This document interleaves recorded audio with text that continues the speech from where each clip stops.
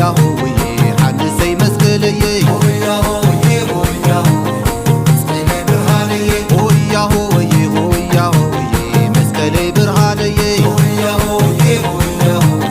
مسكلي برهاني هويا هوي هويا هوي حنسي مسكلي كم مينستر ترانسبورت قبل يخالي كم مينستر ترانسبورت يلون كم بيرو ترانسبورت بعد تغلالي زلتي بروجرام تنزنبرا تن تشكركرتي ناي ابيتي بياتين زلوا تشكركرتي بموتور سرحه مزحتين مالتي تن الكتريك موتورس حزين مزا زلوا ስለዚህ ኣብ ቀጻሊ ምስ ዘሎ ናይ ፍላይ ከም ትግራይ ክንሪኦ ከለና ምስ ዘሎ ናይ ነዳዲ ዕፅዋ መማረጽ ዘይብሉ ማራጺ ክኸውን ናብ ዝኾነሉ ኩነታት እዩ ዝኸየድ ዘሎ ስለዚ ኣብሪ ሞተርስ እውን ካብዚ ዝገብሮ በርክቶ ምስቲ ንሕና ሒዝናዮ ዘለና ትልሚ ዝመሳሰል ንዑ ዝድግፍ ስለ ዝኾነ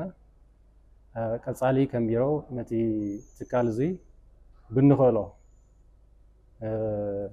ሓገዝ ክንገብር ክነበርክት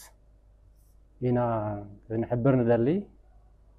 ምዕጋዝ ጥራሕ ዘይኮነስ ሓቢርካ ምስራሕ እውን ሓቢርና እውን ክንሰርሕ ምክንያቱ ካሊ መማረጽ የብልናን ካብ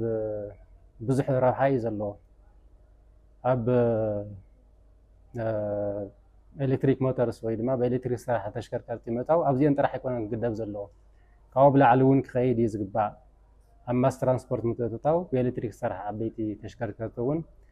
ከእትወሉ ዝኽእል ድጋፍ ንሕና እውን ከም ቢሮ ብዓቕምና ክንድግፍ ኢና ንሱ ጥራሕ ዘይኮነስ ትትካል እዚ ካብ ምክፍፋል ሓሊፉ ናብ ካሊእ ናብ ከዓብየሉ ናብ ዓበይቲ ምክፍፋል ባዕሉ እውን መምረቲ ኮይኑ ተሽከርከርቲ ብባዕሉ እውን ዘምርተሉ ኩነታት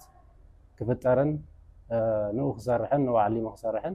ከም ቢሮ ዝከኣለና ድጋፍ ክንህብ ኢና ስለዚ እቲ ሒዝዎ ዘሎ ስራሕ ከቕፅለሉ